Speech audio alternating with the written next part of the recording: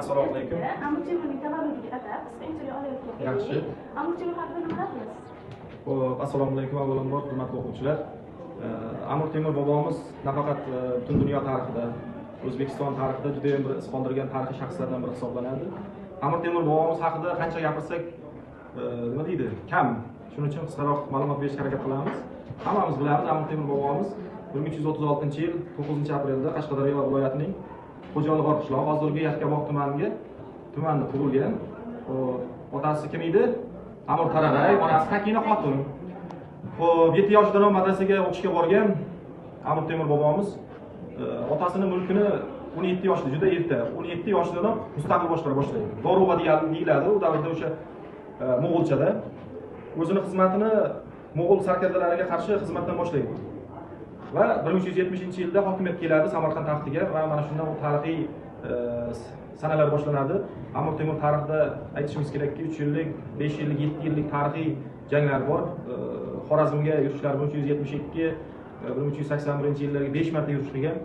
Demoqchimizki, 27 davlatni o'ziga birlashtirgan buyuk tarixiy shaxs bizga demak ulkan bir meros qoldirib ketgan va biz bugungi yoshlarni Amir Temur bobomizni nima deydi, bir adolatli jamiyat qurishida, uning demak mustaqil hayotda o'sha adolat bilan xalqni boshqarganligini o'rnak sifatida ko'rsatsak bo'ladi. Qolgan savollaringiz bo'lsa, mana o'quvchilarimizga bersangiz, javob berib o'tadi. Temurning nechta farzandi bo'lgan? Javob beramiz. Jahongir, Mironshah, Umarshayx, Shohroq. Qizlar ikkita qiz bo'lgan.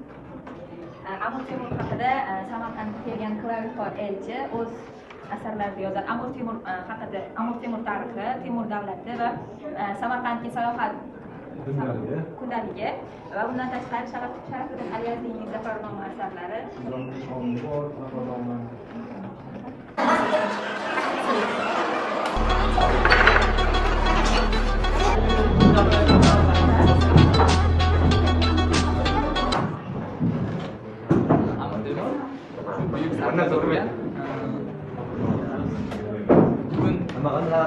Butun yarim dunyoni qo'lga olgan sarkardalardan biri bo'lgan.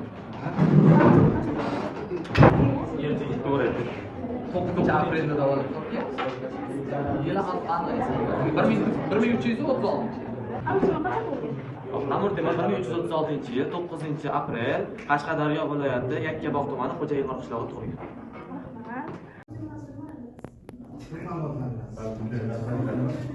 Hijriy 736-yil, milodiy 1336-yil 9-aprelda Shahrisabz shahrida Xo'jalig'or qishlog'ida tug'ilgan.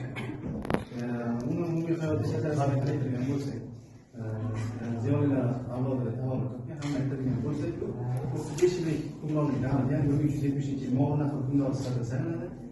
Uning hayoti davomida eng buyuk janglar bor. Ya'ni ulardan biri Terek jangi, Qunduzcha jangi, undan tashqari uchinchisi esa Anqara jangini hisobga keltirishimiz mumkin.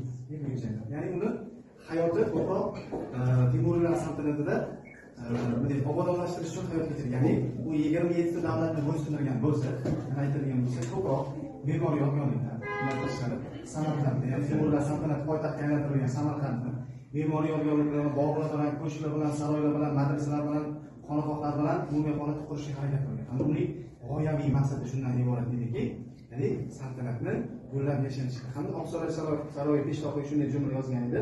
Bizning kuch qudratimizga shubha qiladigan bo'lsak, biz qurdirgan binolarga botmagan jumlalarni aytadi. Qanday aytilgan bo'lsak, Temur tuzuklar asarida ham keltirilgan, og'ziga to'la qon bo'lsa ham dushmanga oldiga tutilmagan chiroyli jumlalar orqali